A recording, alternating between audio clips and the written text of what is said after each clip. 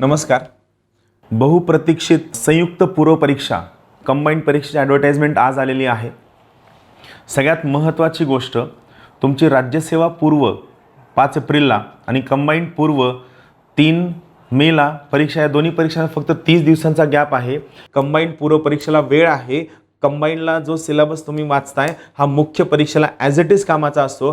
राज्यसेवा पूर्वला सुद्धा हा as it is कामाचा आहे, म्हणून त्या सोयीनं वाचा. सर्वात जास्त पदं म्हणजे जवळपास पोलीस सब इन्स्पेक्टर PSI साठी एकूण 650 पदांची ॲड आहे.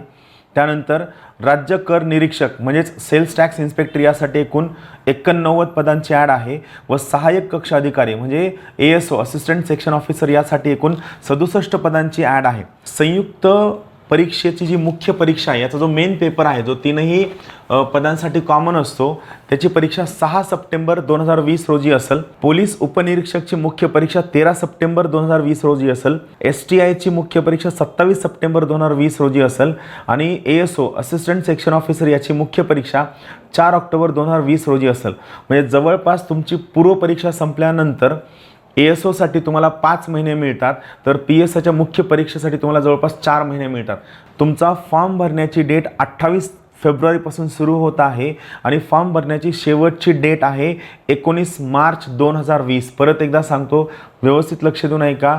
तुमचा फॉर्म भरण्याची डेट 28 फेब्रुवारीपासून सुरू होत आहे आणि फॉर्म भरण्याची शेवटची डेट आहे 19 मार्च 2020.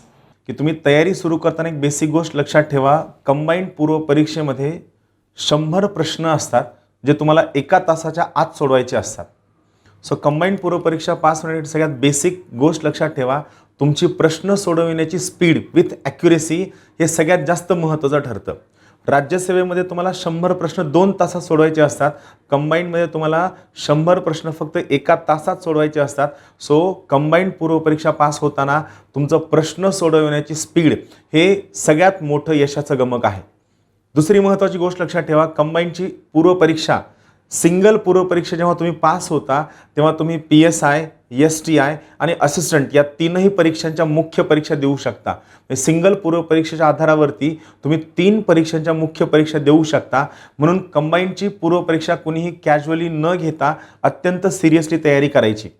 सो आज मी तुम्हाला मोजक्या पुस्तकांची नावं सांगणार आहे. त्यामध्ये पण माझा परत एकदा महत्त्वाचं म्हणणं आहे, जास्त पुस्तकं वाचण्यापेक्षा कमी पुस्तकं वाचा, त्यांना खूप वेळा रिवाईज करा आणि रिवाईज करताना तुम्ही जेवढे जास्त प्रश्न सोडवाल तेवढा तुम्हाला जास्त फायदा होईल. हे प्रश्न सोडवताना जर तुम्ही आयोगाचे मागील सर्व प्रश्न सोडवले तर लक्षात ठेवा, कंबाईंडच्या पूर्व परीक्षेला प्रश्न सोडविताना प्रश्नांचं रिपिटेशन खूप जास्त असतं. सो आपण सुरुवात करूया. जसं राज्यसेवेमध्ये मी सांगितलं, सेम इथं सुद्धा कोणती पुस्तकं वाचावी हे सुरू करण्याच्या अगोदर कोणत्या विषयाला किती प्रश्न आलेत, त्या विषयामधल्या सब टॉपिकवर किती प्रश्न आलेत हे तुम्हाला माहीत असायला हवं. सो कंबाईंडचं कोणतंही पुस्तक वाचायला सुरू करण्याच्या अगोदर मी तुम्हाला सुचवेल, तुम्ही सगळ्यात अगोदर ज्ञानदीपचं हे PSI, STI असिस्टंट आणि एक्साईजची परीक्षा यांचं हे जे पूर्व परीक्षेचं विश्लेषण आहे हे तुम्ही गो थ्रू करावं. हे तुम्हाला महाराष्ट्रातल्या कोणत्याही दुकानामध्ये मिळेल. चांगलं पुस्तक आहे. यामध्ये सर्व प्रश्न कोणते विचारलेत, काय विचारलेत, किती मार्कांना वेटेज आहे, कोणत्या टाईपचं विचारलं आहे, हे सगळ्याच्या सगळं यामध्ये दिलं आहे. सो मी तुम्हाला सुचवेल की तुम्ही या पुस्तकापासून सुरुवात करा. यासोबत हे पुस्तक झाल्यानंतर दुसरं सगळ्यात महत्त्वाची गोष्ट आहे, ज्या लोकांनी नवीन तयारी सुरू केली आहे आणि ज्यांच्याकडनं स्टेट बोर्ड आणखीन सगळे वाचून झालेले नाही आहेत आणि ज्यांना कॉन्फिडन्स येत नाही आहे, त्यांना मी सुचवेल त्यांनी स्टेट बोर्डच्या सगळ्या जुन्या व नव्या पुस्तकांच्या नोट्स असणारं हे पुस्तक आहे. महेश गारगोटे सरांचं हे पुस्तक आहे स्टेट बोर्ड सिम्प्लिफाईड. यामध्ये स्टेट बोर्डच्या सर्व पुस्तकांच्या नोट्स काढून दिल्यात, सोबत कोणत्या टॉपिकवर कोणत्या परीक्षेमध्ये कोणते प्रश्न आलेत यांची सुद्धा आयडिया या पुस्तकामध्ये दिली आहे. सो दुसरं सगळ्यात महत्त्वाचं पुस्तक आहे स्टेट बोर्ड सिम्प्लिफाईड. आता या स्टेट बोर्ड सिम्प्लिफाईडसोबत सगळ्यात महत्त्वाची गोष्ट मी तुम्हाला सांगणार आहे, जी तुम्ही कंबाईंडची तयारी करणाऱ्या प्रत्येकानं फॉलो करावी. कंबाईंडची तयारी करणाऱ्या प्रत्येक विद्यार्थ्यानं एकनाथ पाटील सरांचं जे पुस्तक फेमस आहे तात्यांचा ठोकळा, हे पुस्तक वाचणं मस्ट आहे. परत एकदा सांगतो, एकनाथ पाटील सरांचं तात्याचा ठोकळा हे पुस्तक महाराष्ट्रभर गाजलेलं आहे, नावाजलेलं आहे आणि कंबाईंडचं पूर्व असो किंवा मुख्य असो प्रत्येकानं हे पुस्तक वाचणं गरजेचं आहे. यासोबत जसं मगाशी मी तुम्हाला सांगितलं की कंबाईंडची तयारी करताना तुम्ही खूप जास्त प्रश्नसंच सोडवणं गरजेचं आहे. सो या प्रश्नसंचासाठी ज्ञानदीप प्रकाशनाचं 20,000 प्लस ऑल इन वन हे पुस्तक आहे. परत एकदा सांगतो, ज्ञानदीप प्रकाशनाचं 20,000 प्लस ऑल इन वन हे पुस्तक आहे. हे पुस्तक तुम्ही वाचणं गरजेचं आहे. यामध्ये राज्यसेवेच्या विचारल्या गेलेल्या व MPSCने विचारल्या गेलेल्या जवळपास सगळ्या प्रश्नांचं एका ठिकाणी वर्गीकरण करून विश्लेषण केलेलं आहे. सो ही 4 पुस्तकं तुम्ही सुरुवात करा. परत एकदा 4 पुस्तकांची नावं सांगतो. पहिलं आहे कंबाईनचं विश्लेषण धनंजय उंडे सरांचं. दुसरं आहे स्टेट बोर्ड सिम्प्लिफाईड महेश गारगोटे सरांचं. तिसरं आहे एकनाथ पाटील सरांचा जो फेमस आहे तात्यांचा ठोकळा. आणि चौथं आहे 20,000 प्लस ऑल इन वन प्रश्नसंच. हे सगळ्यात महत्त्वाची 4 पुस्तकं तुम्ही वाचा. यामध्ये कंबाईनची परीक्षा ही MCQची परीक्षा आहे. त्यामुळं एक गोल्डन रूल लक्षात ठेवा. जर समजा तुम्ही दिवसामध्ये 10 तास अभ्यास करत असाल तर या 10 तासापैकी 75% वेळ म्हणजे 7.5 तास तुम्ही रिडिंगला द्यायला हवं. बाकीचा 2.5 तास म्हणजे 25% वेळ तुम्ही रोज MCQ सोडवायला द्यायला हवा. लक्षात ठेवा, माझं सगळं वाचून होईल आणि वाचून झाल्यानंतर मी MCQ सोडवल हा विचारही मनात आणू नका. MPSCची तयारी करणाऱ्या कोणत्याही विद्यार्थ्याचं सगळं कधीच वाचून होत नाही आणि तो सोनियाचा दिवस सगळं वाचून झाल्यानंतर मी MCQ सोडवणार आहे हा कधीही येत नाही. म्हणून MCQ रोज सोडवायचे. MCQ सोडवण्यासाठी ज्ञानदीपचा 20,000 प्लस ऑल इन वन हा जो प्रश्नसंच आहे हा तुम्ही सोडवावा. आता आपण प्रत्येक विषयानुसार जाऊया. विषय, त्यावर किती मार्क आहेत आणि कशावर फोकस येतो हे व्यवस्थित लक्ष देऊन एका पेजवर नोट करून घ्या. दुसरी महत्त्वाची गोष्ट, मी तुम्हाला मोजकी पुस्तकं सांगणार आहे आणि माझी इच्छा आहे की तुम्ही मोजकी पुस्तकं वाचावं. खूप जास्त पुस्तकं वाचण्याच्या भानगडीमध्ये पडता कामा नये. सो माझं सजेशन असेल की मोजकी पुस्तकं वाचा. सो सगळ्यात अगोदर आपण विचार करूया इतिहासाचा. इतिहासाच्या बाबतीत लक्षात ठेवा, इतिहासामध्ये इनपुट आउटपुट रेशो खूप खराब आहे. म्हणजे काय, तुम्ही जेवढी पुस्तकं वाचताना तर कितीही पुस्तकं वाचली तर या पुस्तकामधनं किती प्रश्न येणार आहेत हे शुअर नसतं किंवा बऱ्याचदा आउट ऑफ सिलेबस किंवा आउट ऑफ बुक पुस्तक विचारण्याचं प्रमाण खूप जास्त असतं. सो माझं म्हणणं आहे की इतिहासाची तयारी करताना तुमचा मेन फोकस हा मागील प्रश्नपत्रिकांकडे असावा. मागच्या 2-3 वर्षात विचारलेल्या प्रश्नपत्रिकांकडे असावा आणि तुमचा फोकस असावा कमीत कमी पुस्तकं वाचून त्यांचं मॅक्सिमम रिव्हिजन करावं. इतिहासावरती पूर्वपरीक्षेमध्ये 15 मार्क असतात म्हणजे 15 प्रश्न असतात.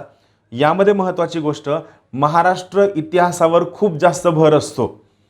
सो महाराष्ट्र इतिहासासाठी मी तुम्हाला सुचवल 11वीचं स्टेट बोर्डाचं पुस्तक सोबत गाठाळ सरांचं पुस्तक तुम्ही वाचावं.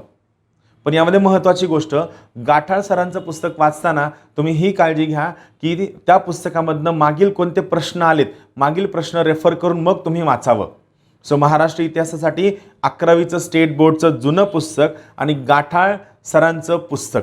त्यानंतर आधुनिक भारतासाठी सगळ्यात महत्त्वाची गोष्ट, मी 3 गोष्टी सुचवल. सगळ्यात पहिली गोष्ट, 5वीचं स्टेट बोर्डचं पुस्तक, 8वीचं स्टेट बोर्डचं पुस्तक आणि 9वीचं स्टेट बोर्डचं पुस्तक. 5वी, 8वी आणि 9वी हे स्टेट बोर्डचं पुस्तक आणि यासोबत युनिक अकॅडमीचं समाधान महाजन सरांचं पुस्तक. याच्या पलीकडं अक्षरही वाचू नका. हे झालं इतिहासाच्या बाबतीत. मग दुसरा महत्त्वाचा मुद्दा आहे तो आहे भूगोल. आता बघा, बेसिकली लक्षात ठेवा, भूगोलामध्ये सुद्धा 15 प्रश्न विचारले जातात. या 15 प्रश्नांपैकी लक्षात ठेवा जवळपास 8 ते 10 प्रश्न, परत एकदा सांगतो, 8 ते 10 प्रश्न फक्त महाराष्ट्र भूगोलावर असतात. 8 ते 10 प्रश्न फक्त महाराष्ट्र भूगोलावरती असतात आणि बाकीचे 5 ते 7 प्रश्न हा भारताचा भूगोल आणि जगाचा भूगोल याच्यावरती असतात. मग महत्त्वाची गोष्ट, तुम्ही कोणतं पुस्तक वाचावं. सो माझं म्हणणं आहे की कंबाईनचं पूर्व आणि बाकीच्या मुख्य परीक्षांच्या सोयीनं तुम्ही सौदी सरांचं महाराष्ट्र भूगोलाचं पुस्तक वाचावं. थोडाफार जास्त वेळ लागेल. फक्त महत्त्वाची गोष्ट, सौदी सरांचं पुस्तक वाचताना त्यामधून नोट्स काढण्याचा प्रयत्न करू नका. सौदी सरांचं पुस्तक वाचा, थोडा जास्त वेळ वाचल, त्यातच अंडरलाईन करा, त्यातच हायलाईट करा, नोट्स काढू नका. सौदी सरांचं महाराष्ट्र भूगोलाचं पुस्तक आणि हे वाचत असताना नोट्स का काढू नका म्हणतोय तर त्यामागचं कारण आहे की ज्ञानदीप प्रकाशनाचं महाराष्ट्र भूगोल थ्रू मॅप्स हे श्रीकांत जाधव सरांचं पुस्तक आहे, ज्यामध्ये महाराष्ट्र भूगोलाच्या सर्वच्या सर्व नोट्स नकाशासहित काढून दिलेल्या आहेत. ज्ञानदीप प्रकाशनाचं श्रीकांत जाधव सरांचं पुस्तक, ज्यामध्ये महाराष्ट्र भूगोलाच्या सर्वच्या सर्व नोट्स एका ठिकाणी काढून दिलेत, हे तुम्ही रेफर करावं, श्रीकांत जाधव सरांचं पुस्तक. आणि या व्यतिरिक्त मी तुम्हाला सुचवल की तुम्ही 5वी ते 12वी जे स्टेट बोर्ड आहे हे वाचणं मस्ट आहे. लक्षात ठेवा, कंबाईनच्या पूर्वपरीक्षेला मागच्या 2-3 परीक्षांमध्ये 12वीच्या स्टेट बोर्डमधनं खूप जास्त प्रश्न आलेत. सो 5वी ते 12वी स्टेट बोर्डची पुस्तकं वाचणं मस्ट आहे. नोट्स काढू नका, फक्त वाचा. आणि यासोबत प्राकृतिक भूगोल आणि महाराष्ट्र भूगोल याच्यावरती सुशांत शिंदे सर जे उपजिल्हाधिकारी आहेत यांच्या नोट्स मार्केटमध्ये अवेलेबल आहेत. त्या ज्ञानदीपनं प्रकाशित सुद्धा केलेल्या आहेत. आयदर त्या प्रकाशित केलेल्या नोट्स घ्या किंवा तुम्ही कुठूनही झेरॉक्स मारून घेऊ शकता, त्याच्याबद्दल अडचण नाही आहे. सुशांत शिंदे सरांच्या प्रिंटेड नोट्स तुम्ही वाचून काढाव्या. त्यानंतर पॉलिटीमध्ये सगळ्यात महत्त्वाची गोष्ट, कंबाईनच्या पूर्वपरीक्षेला फक्त 10 मार्क असतात. तर यासाठी सगळ्यात चांगलं पुस्तक जे आहे ते आहे रंजन कोळंबे सरांचं पुस्तक. माझं म्हणणं आहे, कंबाईनची तयारी करणाऱ्या प्रत्येक विद्यार्थ्यानं कंबाईनच्या पूर्वपरीक्षेसाठी रंजन कोळंबे सरांचं पुस्तक वाचावं. रंजन कोळंबे सरांच्या पुस्तकासोबत ज्ञानदीपच्या ज्या क्लास नोट्स आहेत प्रिंटेड, या मार्केटमध्ये अवेलेबल आहेत. आयदर प्रिंटेड अवेलेबल असेल तर प्रिंटेड घ्या, किंवा त्या प्रिंटेड नोट्स जर समजा महाराष्ट्रातल्या काही जिल्ह्यांमध्ये लवकर पोहोचत नाहीत तर त्या तुम्ही झेरॉक्स करून घेऊ शकता, त्याच्याबद्दल मला अडचण नाही. क्लास नोट्स आयदर प्रिंटेड किंवा झेरॉक्स तुम्ही वाचा.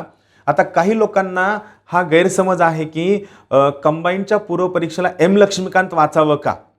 तर माझं फ्रँक सजेशन आहे, पूर्वपरीक्षेला एम लक्ष्मीकांत वाचायची गरज नाही. कोळंबे सरांचं पुस्तक अत्यंत छान आहे आणि ते मोर दॅन सफिशियंट आहे. जे काही प्रश्न असतात ते सुपरफिशियल प्रश्न असतात, सो तेवढं तुम्ही वाचून काढा. यासोबत आणखीन एक महत्त्वाची गोष्ट, एम लक्ष्मीकांत केव्हा वाचावं तर लक्षात ठेवा, असिस्टंटच्या मेन्समध्ये जवळपास 50 ते 55 प्रश्न हे पॉलिटीवरती असतात. सो असिस्टंटच्या मुख्य परीक्षेच्या वेळेस मात्र तुम्हाला लक्ष्मीकांत वाचणं मस्ट आहे.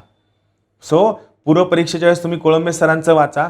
असिस्टंट मेन्ससाठी मात्र तुम्हाला लक्ष्मीकांत वाचणं अत्यंत गरजेचं आहे, सगळ्यात महत्त्वाची गोष्ट. आता यामध्ये या 10 मार्कांपैकी जवळपास 2 ते 3 प्रश्न हे पंचायत राजवरती असतात. मग या 2 ते 3 प्रश्नांसाठी आपण 150 ते 200 पानांचं पंचायत राजचं पुस्तक वाचावं का? माझं म्हणणं नाही. आता यामध्ये या 2 ते 3 प्रश्नांपैकी पंचायत राजचा जो केंद्रीय पंचायत राज आहे त्याच्यावरचा एक प्रश्न कोळंबे सरांच्या पुस्तकातून सहज कव्हर होतो. एक प्रश्न, समजा आपण विचार करू 3 प्रश्न आले तर 3 पैकी एक प्रश्न कोळंबे सरांच्या पुस्तकातून सहज कव्हर होतो. एक प्रश्न जर तुम्ही आयोगाचे आत्तापर्यंतचे 10 वर्षांच्या प्रश्नपत्रिका बघितल्या तर त्या 10 वर्षांच्या प्रश्नपत्रिकामध्ये हा एक प्रश्न कव्हर होतो. राहिला फक्त एक प्रश्न. तुम्ही विचार करा, एका प्रश्नासाठी पूर्णच्या पूर्ण 150 ते 200 पानांचं पुस्तक वाचावं का? बिलकुल नाही. स्मार्ट वर्क करा, ज्ञानार्थी बनू नका, परीक्षार्थी बना. परीक्षा काय म्हणते, परीक्षेची काय रिक्वायरमेंट आहे या सोयीनं तयारी करा. मग यासोबत एक आहे विनायक कुंडेकर सर यांची एक छोटीशी डायरी आहे पंचायत राजची. माझं म्हणणं, तो जो एक प्रश्न आहे, ही डायरी जी तुम्ही कुठेही कॅरी करू शकता, की 20-30 रुपयांनाही तुम्हाला डायरी मिळते. विनायक कुंडेकर सरांची पंचायत राजवरची डायरी आहे जी तुम्ही वाचावं, ज्यामध्ये तुमचं पंचायत राज कव्हर होईल. हे झालं पॉलिटीच्या बाबतीत.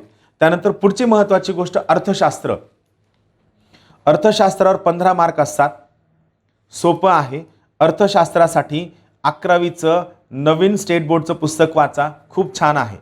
11वीचं नवीन स्टेट बोर्डचं पुस्तक.